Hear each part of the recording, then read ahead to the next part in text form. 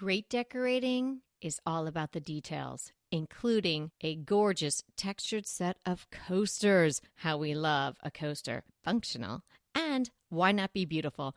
Quince has a gorgeous set of woven rattan coasters in 3 terrific colors with their own little holder that you're going to absolutely love. And if you haven't visited quince.com/DTT yet, get on over there. It's everyday elevated living without the markup.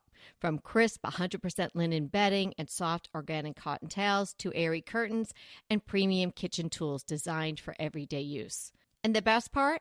Like Quince's clothing, their home goods are half the cost of similar brands. By partnering with top artisans, Quince cuts out the cost of the middleman and passes the savings on to us.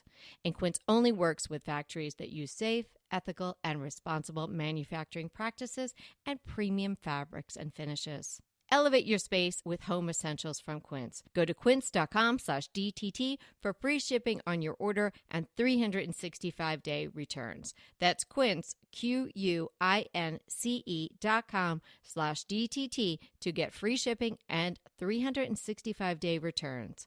Quince.com/DTT. You've got questions? Well, we've got the answers.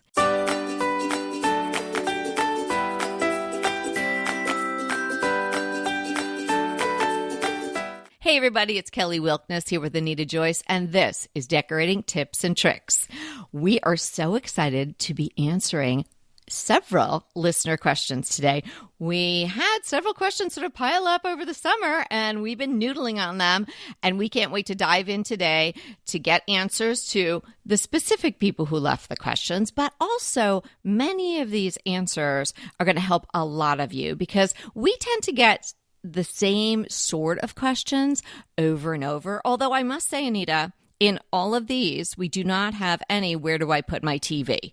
So that's good because we've covered that one several times. And if you don't know how we feel about that, you got a lot of episodes to go back and listen to. But today we're going to dive into some different questions about how to decorate cabinetry, where to put stuff, paint colors, even having a party, I think, right? So it's going to be quite an array of questions and answers. So let's get rolling. Okay, this review says, I feel like I'm chatting with a decorator friend. I stumbled across... Wait, just one friend? That's what it says. I wonder which one she's really listening to. I don't know. I stumbled across this podcast in my search for good decorating advice. I'm just a girl who likes to change things up all the time. This show makes me feel like I'm chatting with decorator friends. See, it's plural there. Okay. Yeah. And the tips are simple, realistic tips. I love the episode about finding a piece of wicker on the road and dragging it home. That was you, Kelly. That was me, for sure. My question is this. I did a no-no and changed my dining room to a color that does not appear anywhere else in my home. I used Sherwin-Williams Oyster Bay on my walls and wallpapered in a pattern with similar color. What can I do to bring the color throughout the rest of my downstairs without redoing my entire house? I have Sherwin-Williams Agreeable Gray on my walls, but I was never farmhouse, and Sherwin-Williams Wall Street as an accent wall in my family room. With my pictures, I can put some pillows in there, and I think make it work. But my kitchen has browns and grays in it. Sounds awful just typing it. I'm not opposed to painting my cabinets in my kitchen, but what else can I do to bring the color throughout so it's more cohesive downstairs and not have to change my flooring, which is brown-gray? What accents could I possibly use in a kitchen? Thanks. Dreaming of decorating. Signed, Team Bagwell. What are your thoughts, Kelly? First of all, Team Bagwell, thanks so much for listening. And I'm glad you enjoyed the efforts of dragging that wicker home. And I'll tell you, it really was worth it. So if you find something on the street, bring it home. It isn't easy what you're asking to do. And of course, we don't know exactly what color your cabinetry is. I'm assuming it might be stained since you said browns and grays. But I don't think all is lost at all.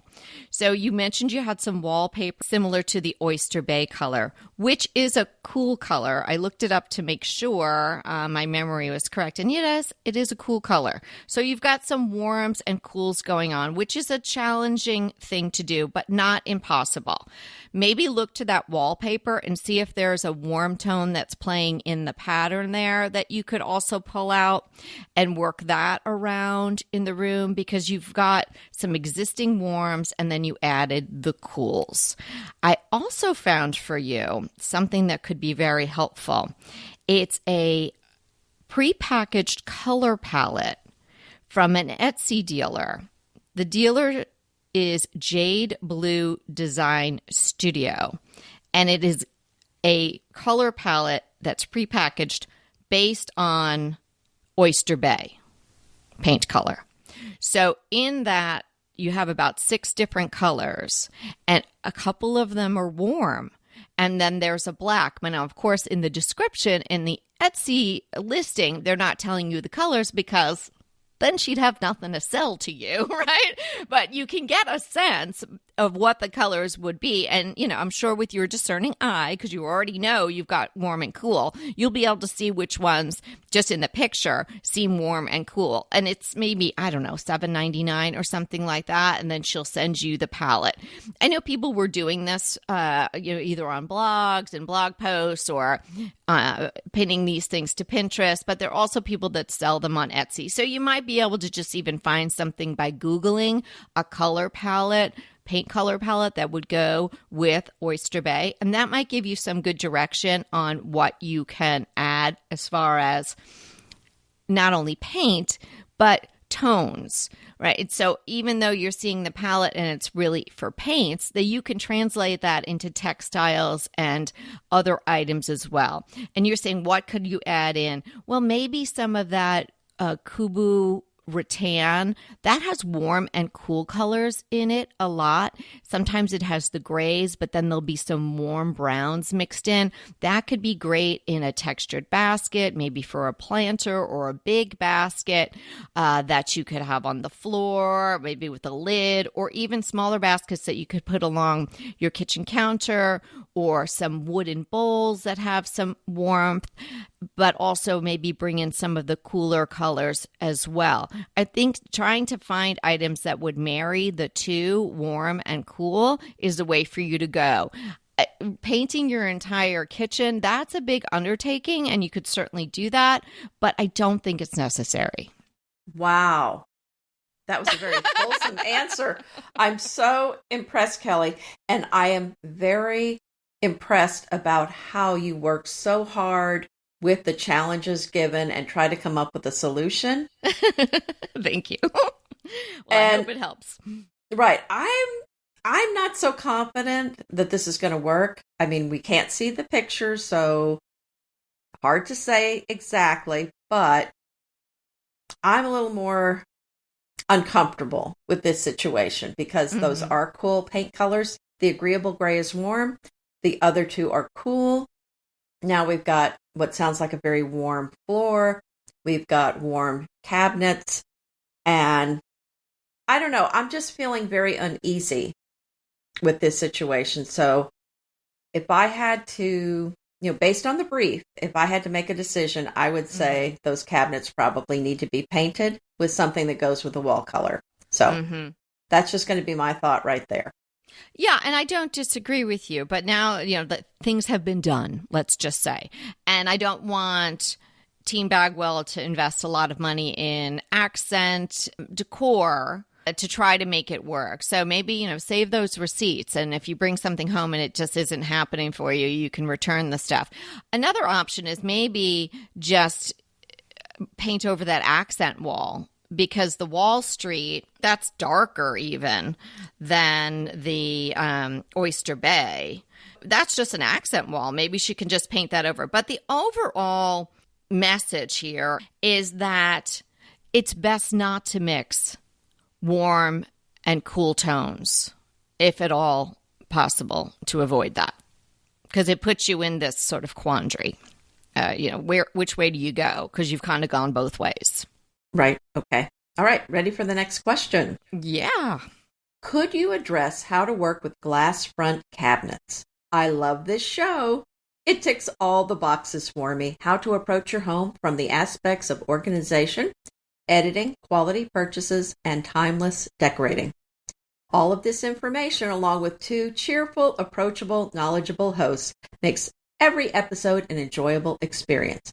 Wow. Ladies, could you please consider doing an episode on how to work with exposed areas in our homes, such as, here we go. Here's the list. Glass front kitchen cabinets, where to store bath items when you have a pedestal sink, keeping a landing zone for purses or keys looking acceptable, organizing a bar area in a stylish way, and a temporary home, other than the floor, for decorative pillows and throws if guests do not want them on their seats. Keep up your good work and sage advice. Thank you, ladies. Mary L. And it is signed Kay's Girl Mary. Okay, what say you, Kelly? Should we address each item individually? I know she asked for episodes, but we could just give a few tips for each of these. Yeah, sure. Well, I think glass front cabinets is, I'm going to defer to you because you have those. I don't. I have an idea on the pedestal sink. So I don't know if that's in a powder room or in a main bathroom. So it really depends on how many items you have to store away. My first suggestion is don't keep stuff around. You know, I find that when I go into clients' homes, a lot of times they just have a lot of stuff, or they used part of the bottle of something and then there's still some left over. Try to get in the habit of just using it up and then bringing another one out. And I'm hoping my husband listens to that too, because he doesn't, because he'll start like 2 yogurt containers at the same time. And that I just don't understand, because he's a very linear thinker. And I'm like, you got to finish the one, and then you can open the next one. In a bathroom where you have a pedestal sink, it can be a little challenging because there's no under sink storage. But there is a company, and I'm sure not only one, that makes really beautiful fabric skirts for pedestal sinks. And not done in a cheesy way at all, not with some elastic that's going to keep popping off and driving you crazy. The company is Woven. I believe it's Woven Home, but drop the E. So it's WOVN. And I believe she's out of San Francisco. It's a small woman-owned company. I have gotten draperies from there. They're not inexpensive, but she uses all Belgian linen. Absolutely gorgeous. So if you're just getting a little skirt for the sink, it probably wouldn't be that expensive, and it really might be a game changer in that particular space. And then you could hide things like extra TP and stuff like that under it. I mean, I wouldn't do it, I wouldn't put my cleaning supplies under there after I just spent a lot of money on Belgian linen, but things like toilet paper and maybe extra soap, hand soap dispensers, things like that could go under there. Another idea is to have one of those closed storage cabinets over the toilet. Most times people don't have something over the toilet, or maybe even the toilet is like in a little niche, and it really calls out for something there anyway. So if you got a piece of art or something there, maybe replace that with a cabinet. There's so many places you can get those right off the shelf, or you can get Wayfair or something like that. So that could be great. Adjustable shelves might be good because your items might be of various sizes. And something that I did in my powder room, which has been really great for storage for me, is it's a powder room with a pedestal sink and toilet, and not much else. There's not much room. So opposite the toilet, opposite the sink, and the door swings open. There was a little bit of wall space. I'm going to say maybe 6 to 8 inches. I had my carpenter make 3 shelves. So the top shelf is kind of bullnosed and painted. Well, they're all painted, but that's where you could put something decorative or a lamp, even something like that. But I just put a tension rod and then again put fabric. And this I could just did on my own. I didn't have to have it made. And in there, I have another shelf and then, of course, the floor. So extra TP goes in there. Also, I have weirdly like small vases and things like that in there because it's not a bathroom where anybody's showering or anything. So think about that. Like behind the door, is there a place to go wall to wall and put some shelving? Oh, I love all of these ideas. I love the skirt idea, especially a really high quality, beautiful skirt. And what a great way to hide some of those unattractive things. But I think the other idea to keep as little in the bathroom as possible. There's probably a lot of things that really don't need to be in there. And that's what I've found with some of our bathrooms that have limited storage in the bathroom. Just don't keep them in there. We had a sink in our previous house it was a powder room, and I had really some extra TP in there. That's the only other thing I kept in there. I didn't keep anything else. So if I was cleaning, I just went and grabbed it from another closet. And we didn't really shower in there, so we didn't have the bath products. But, those could be hidden as well in the shower. I think all of those are great ideas. If it's decorative, what you're keeping in there, you can use a shelf. And then, of course, the closed cabinet. I think that's a great idea for that. On to the glass front cabinet, since we skipped that. Because this is a problem that I had, because in our old house, it wasn't just one or two, it was an entire wall of glass front cabinets. And when I designed the kitchen, I thought, what a great idea. I love dishes. I've got room to display my dishes. This is going to be amazing. But when I had a stylist come from Country French magazine, that was really the first big magazine that photographed my house. The stylist came in and we really kind of looked at it, and we both agreed that I had too much stuff in there and there were too many colors. It was kind of confusing looking. So what we ended up doing was just using only big pieces, all the same color. I chose white. I went with big pitchers, cake stands, bowls, anything that's on a large scale, nothing small, no creamers, no, sugar containers, nothing small like that. It had to be big. And then in each window, basically, I had one thing and one thing only. So that is what I suggest. You don't have to use white. You can go with another color. But I suggest very few, very large items, and you will not be disappointed. I think you'll be very happy with how it looks. And then I think there was a question about setting up a bar area in a stylish way. Well, I don't know where you're setting this up, but could be on a sideboard or a break front in the dining room. It could be on any horizontal surface, really. Anywhere you need a bar, you could set it up. I would start with a tray. We love a tray. If you're a wine drinker, then maybe you've got a bottle that's uncorked, or, you've started already. Maybe you could get a really lovely cork rather than sticking in just the cork that comes with it, something with a finial on it. That's pretty.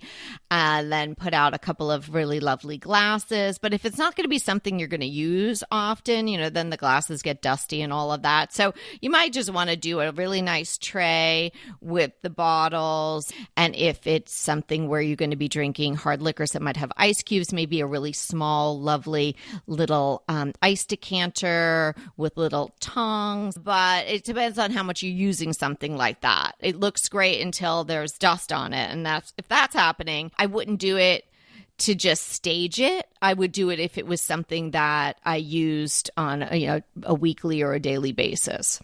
Hey, we'll be right back with the rest of the show, but keep listening so we can continue bringing you DTT.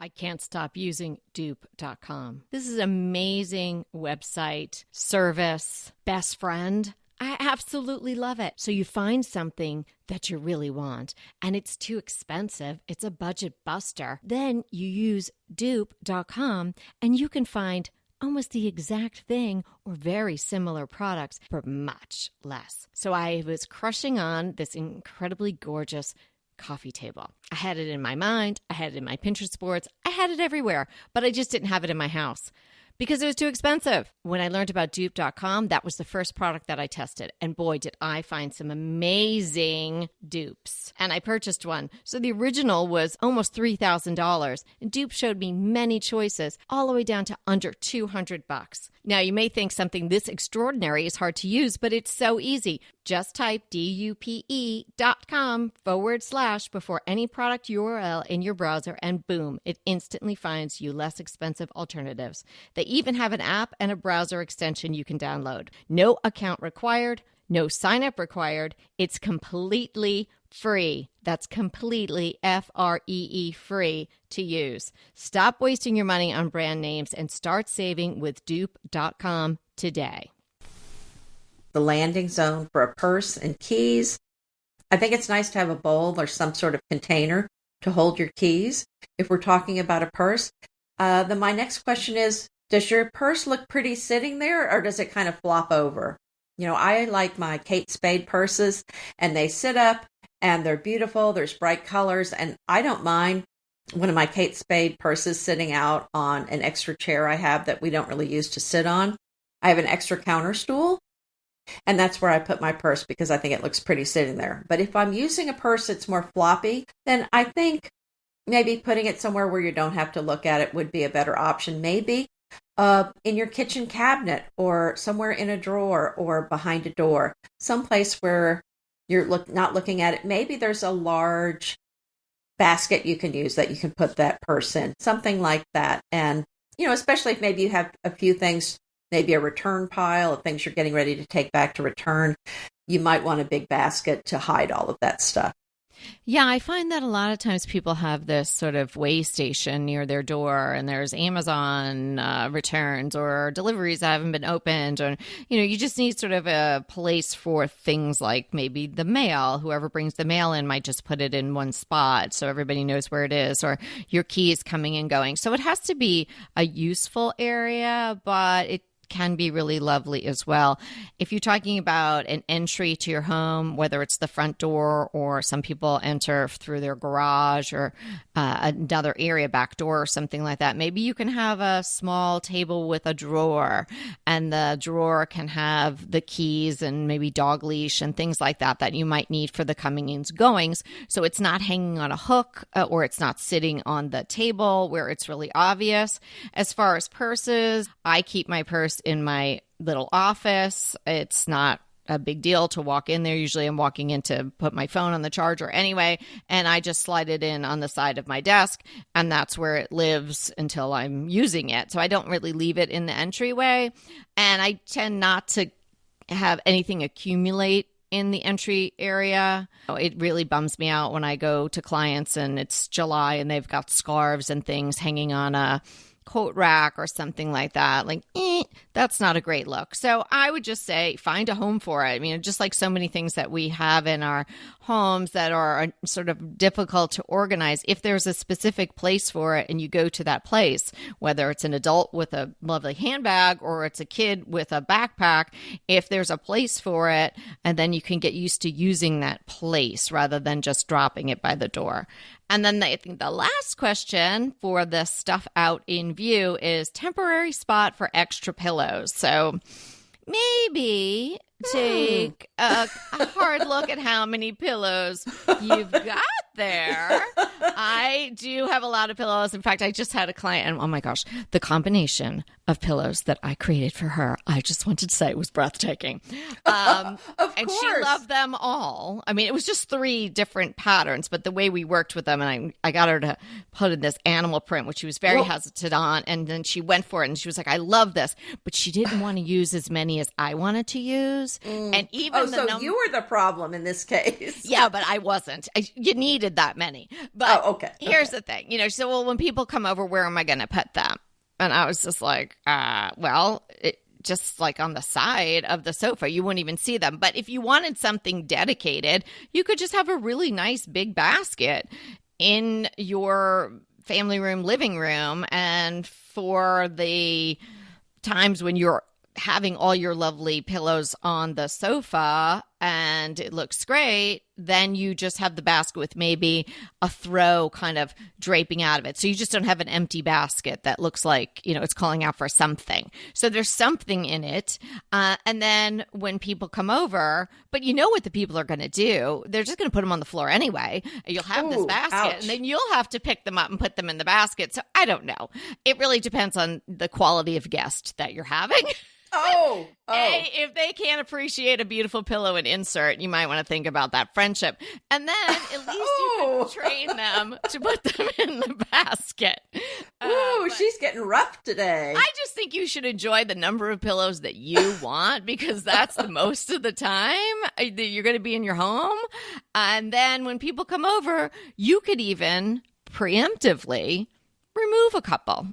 But I'd want people to see how great they all looked on my sofa anyway. Well, that's what I was going to say. Yeah. If you are having that problem where people are taking pillows off when they sit on your sofa, first thought was maybe you have too many pillows on your sofa. But maybe what you said, Kelly, is the case where you love them. You just have to change your friends. But right, change your friends, get rid of all your friends. I'm sorry. That's the only solution here. Of course, we're joking. So another solution might be if they are not appreciating all of your pillows, maybe do what you said. Take them off before they come. Yeah. Put them, maybe arrange them in your basket and look at my lovely pillow collection right here. There. Yeah, there is your whole array there in the basket. Yeah, it's in the basket, not on the sofa. And I could not think about this question without picturing in my mind a picture I took of you when we worked on Texas Flip and Move and we were putting pillows everywhere. There's a picture of you. Do you remember? There's a wall of pillows and there's a picture of you in front of it. That's what I thought of. Oh, that's so funny. Yeah, I can now that you say that, I remember those pictures. Okay, I'm going to go one layer deeper. Oh, okay. Because one extra would imagine credit. Boy, you've got to go for that extra credit.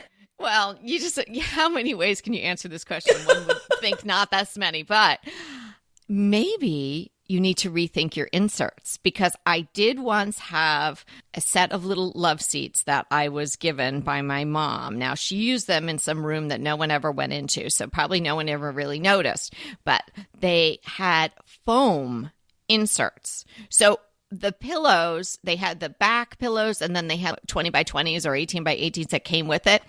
Literally, there was like 3 inches of actual seat to sit on. And then because they were so firm in the foamness of them, you couldn't even squish back. So maybe your inserts are too puffy and foamy, and maybe you need something more of a down alternative, something like that. Because then your pillows won't stand up so proud on the sofa. This reminds me because, my mom just recently moved down here and she's too short to see when we're in the car. So she comes with her own pillows. So I have one of her pillows in each of our cars so she can sit on it. Booster.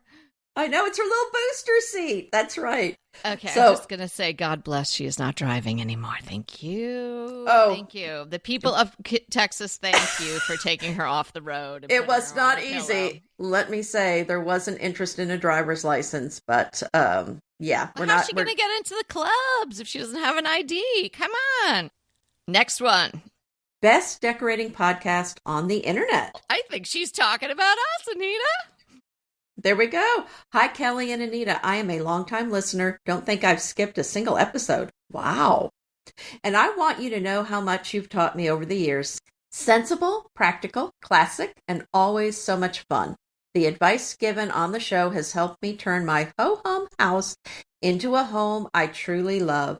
My decorating question for you is whether you would continue to paint wainscoting white on the lower portion of a dining room, or if you think that looks dated now that color wrapping has become so popular. Thanks for all you do, Lisa Gorman. What say you, Kelly? Well, first of all, hey, Lisa. Lisa's a pal of mine from Instagram. We've gotten to know each other over there, too. So love hearing this question. And anytime we get to connect out there on the World Wide Web. I like that color wrapping. I like it when I see it in the magazines. I like it when I see it when I look at my House and Garden UK emails and there's a beautiful home and they've done that. But I do worry that it's a little trendy because it's come on pretty hard and it has to be done in a room that is kind of closed off to itself. So, this is an impossible thing to do in open concept unless you're doing it all. And I mean like your whole house. So I'm a little hesitant on the color wrap, even though I do love it. And I do find that if you're doing particularly a dark color, because that's normally when you're seeing it, that it is a little jarring then to have a white door or white molding. So it is something that you could do, but it might be something that you tire of faster than you anticipate, Lisa, or anyone else that's considering this. So the white is pretty classic. And I would say still even maybe 7 or 8 times out of 10, people's molding is going to be a white or a variation of a white. So the wainscoting, beadboard, board and batten, whatever the detailing you have going on your wall would then just flow into the trim. Yes, this is a very good question. And it's something I've been thinking about a lot because we have a house that has shiplap on the top. Then there is the chair rail, and below that is beadboard. Right now it's all white, but I wanted to add some color. So I am facing the same dilemma. Do I do the whole room in color? Do I just do the wall above? Do I just do the wainscoting? Do I just do the windows? What do I do? And I really don't have the answer yet because I'm trying to decide. I think you can go either way. I also agree. I love having the same color. I think neither one of us is really a fan of color blocking, which is what this really is. Yeah. I think another problem with it is what you said. If it's a really dark color with white, I think it's too stark a contrast, and I don't like the way it looks. So I think if you're going to do the white wainscoting, then I would go with the softer color above, or just go with the color wrapping. If it's going to be a bold color, I would do the whole wall. It may be going out, but if you love it, then, like you said, if it goes out in the future, well, it's something you like. And so I wouldn't be a slave so much to what is going on out there, but focus on what it is that you love for your house, because whatever you do, it's going to go out of style, and either you'll have to update it or just love it and live with it. Oh, wow. Wise words there. That's some sage advice right there. I love it. So I hope that helped, Lisa. What's our next one, Anita? A weekly listener. I absolutely love you girls. I am in my early 20s and just bought my first home with my husband. Congratulations. I know. It's a 1940s home, so I always put on DTT while cleaning or doing a renovation project. I am planning on doing a home reveal to friends and family. So my question is, do you have any tips or tricks for hosting a housewarming party? Signed, Chrissy Joe. Chrissy Joe, we do. Go, Kelly. Yes. Oh, we do. Yes. Chrissy Joe, this is so exciting, and I'm thrilled for you and your husband. Congratulations. I think it's wonderful that you want to entertain and show everyone your home and do a reveal. And you're probably going to be a little, not only excited, but maybe even a little nervous having people over and whatnot. So my suggestion is to make it easy on yourself so you can enjoy your guests and your party and your home as well. So do as much prep as you can before, think it through, keep it simple. I would not go overboard.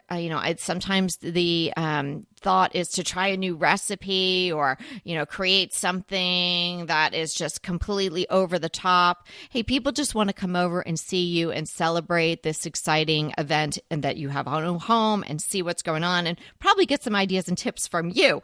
So they're not going to be thinking that they need to have, a flaming dessert or something like this. So make the food super easy, or maybe even just do really interesting, like maybe rosemary nuts and then something other really simple, something you can maybe, not a bag of chips, in a plastic bowl, girl. Of course, we don't do that. You get out your prettiest stuff and then you can put some really interesting sort of easy little nibbles or easy appetizers. Don't do anything you need to cook because you just got to keep stuff warm and that's a hassle. So easy food, and have everything set up. Enjoy if setting a table. If you're going to do that, it's probably not going to be sit down, but maybe you'll have some buffet or things spread out.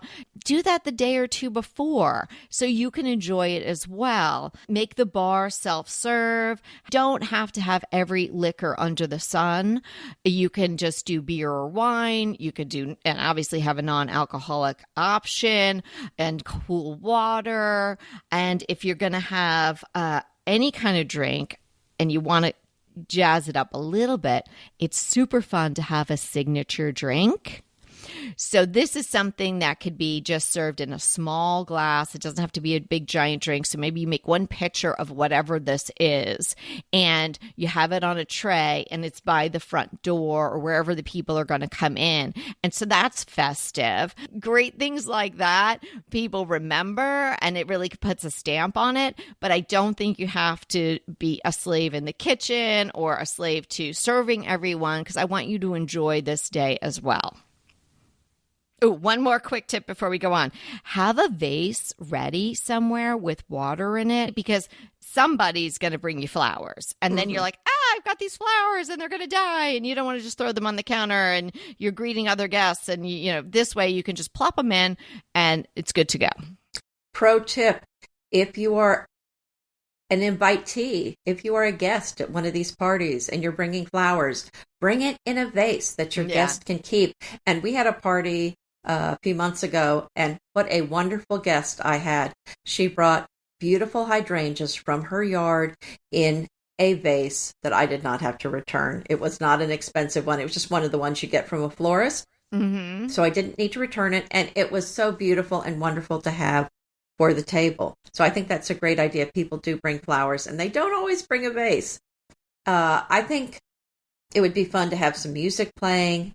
And I think maybe some 40s music to honor your home if you want. That might be a fun thing. And then also maybe some fresh flowers or greenery from your yard, from Trader Joe's, from the grocery store, something inexpensive. And make sure when you put those flowers on the table that they're not too high.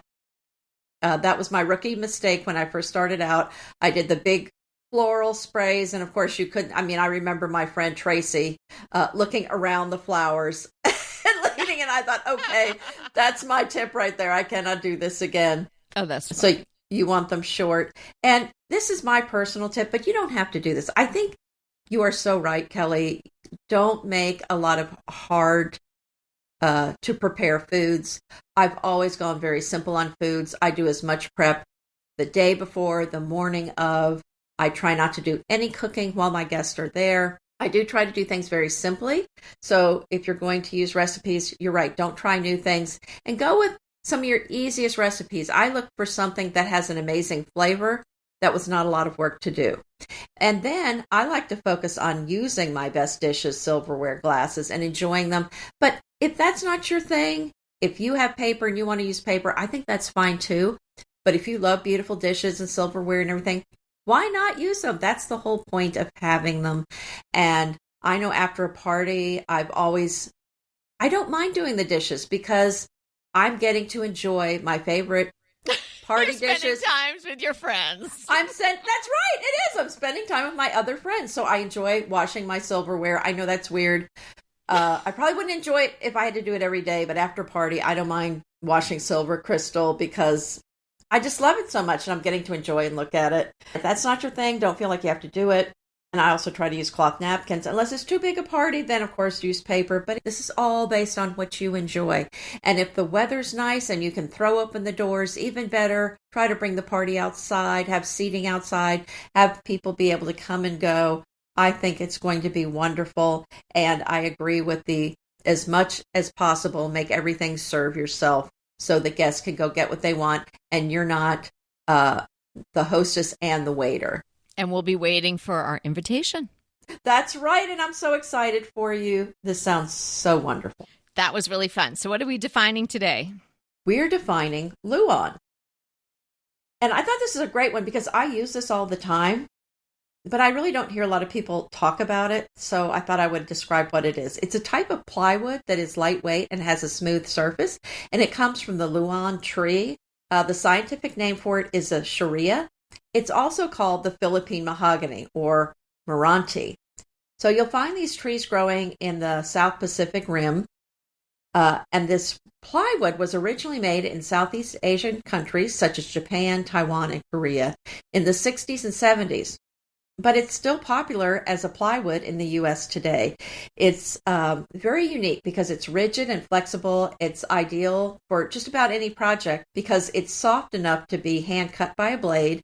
It has high tensile strength, and it's really easy to work with. And it takes a stain easily. I really love it because it's very thin, very lightweight, very inexpensive. So if you need a heavy duty plywood, this isn't for you. But if you just need, like, one of the things I use this for is I have all those cane seats, and I'm always worried about, they're like 100, 200 years old. I'm always worried about them breaking, and it's very expensive to have them recaned, and you cannot get it done just anywhere. Mm-hmm. So as a preventative, I use Luan. I cut a piece that sits on top of the chair seat. Mm-hmm. And then I put a cushion on top of that so that people can sit on it. They've got the nice cushion, and then that protects that cane seat below. Anyway, that's just one of the many uses for it, but it's very lightweight, very thin, and might be what you're looking for. Didn't even know I might be looking for that, but that sounds great. I don't know. I'm like, I don't know. I've never encountered that. Where do you find that? Can you just get that at Home Depot? Home Depot. That's right. Oh. And it's the cheapest thing they have. Yeah, I mean, I'm not a big DIYer. I don't use it a lot. I've only used it for maybe like 2 or 3 projects. But that's one of the types that I do are the chairs. I've used it for a few other things. Yeah. So anyway, there you go. So what's your crush? Yeah, well, my crush today is something that is just not exactly going to fit into the definition of my usual crush. But I heard about this just this morning, and I thought, well, that's so wonderful. And it's just a little thing that could really make someone happy, and something I would have never thought about. I heard that, I think it started in Virginia, that the scenic outlooks and in a lot of the parks where people would be perhaps going to look at the leaves changing, that they are adding specific viewfinders, so you can go, and sometimes you used to put a quarter in or whatever, and you could look around at the view. For the people that are coming to look at the beautiful leaves changing, for the specific people that have a deficit in being able to discern colors. So people that are totally colorblind or partially colorblind, they can't really tell the difference between red and green. I guess that's the hardest thing to discern. And they're putting these special lenses in the viewfinders, in these specific viewfinders, so these people can finally see the beauty that unfolds in the autumn. Isn't love this. Nice? I mean, I thought there's a lot of bad stuff going on right now. That is not saving the world in any way. But I can't imagine having my eyes open and not being able to discern the colors. So it's just a little thing, but if you were a person or a person who is living with either being colorblind or being partially colorblind, this is something wonderful. Somebody said in a reaction to it that they had never seen such beauty before, and it was like a highlighter was taken to the whole world when they looked through this viewfinder. And that, you just had me at that. So I had to share that with you guys today. It's kind of an odd crush. I love that idea. And as you talked about the fall leaves, I cannot help but think about the mountains and North Carolina and Georgia and Florida. They've just been hit with Helene. And I know you and I have been very, very concerned, very worried, very upset. And we're praying for the area. We're thinking about everybody. And it's going to be a tough time for the area. Power and water, who knows when they're going to be restored? It's going to be a rough time. Yeah, my parents are there. They're about 20 minutes outside of Asheville in a little town called Hendersonville. And it's been very, very nerve-wracking. Firstly, couldn't get through to them. The phones weren't working. They do not have water or power. They do have a generator. Thank goodness they thought to get that. And they had enough food. And I just got a text while we were recording that they were able to get to the grocery store, which I was honestly... I was so glad we were recording this morning because it would kind of take my mind off it for a little bit because I was just really, really worried about them driving on the roads to get there. But I guess they got there and they got back because they needed to restock. So my prayers and thoughts and my heart is just breaking for everyone there. I'm so sorry. And if you can hear us, I'm glad you can. And I hope that, we might add a little joy to your day if you can, get through and listen to something other than the news, and that if you need help, people can get to you. And we are with you in spirit. Wish I could get there and help on the ground, but I know, but I'm thinking the last thing they need is us there needing to feed some more people and all that stuff. So, yeah, our thoughts and prayers are there. And I guess I should have given my crush before this because I feel like I don't have anything I can say after that, but I do need to give my crush. So it is a dehumidifier. Well, I guess that is. I guess that's fitting for now. I mean, if you had water, this might be something people need. Well, right. So, actually, yeah, it's my crush because we have a space that does not have a regular air conditioner. It's got one of those mini splits, and it does not pull the humidity out of this space, and so it's not felt that great. So this particular one is actually pretty good looking for a dehumidifier, and it's compact. And I got it on Amazon, and we're very happy with it. So I'm going to include the link for whoever wants it. Well, I'll let my mom know because they do have a hole in the roof in their master bathroom. They might be wanting it then. Yes, I'm just saying. She said, another good reason not to have a curb in your shower. I'm sweeping the water right down the drain. Oh, no. But the rain had stopped. And, it doesn't look like there's going to be rain. So, and they got a tarp. So they're going to be okay. And I hope everybody else is as well. Okay. Well, thanks so much for hanging out with us. And remember, we're here to inspire you to create a beautiful home. Until next time. Want to talk to us? Well, we really want to talk to you. So let's schedule a design consult. Anita and I are here to give you individualized, actionable advice on how to create the beautiful home you want and deserve. It's so easy to schedule a design consult with us. Simply click the link in the show notes or head to decoratingtipsandtricks.com/consult. When we talk to you on the scheduled time, we will be ready with so many great tips, advice, and yes, tricks. So sign up today for a design consult. We can't wait to talk to you.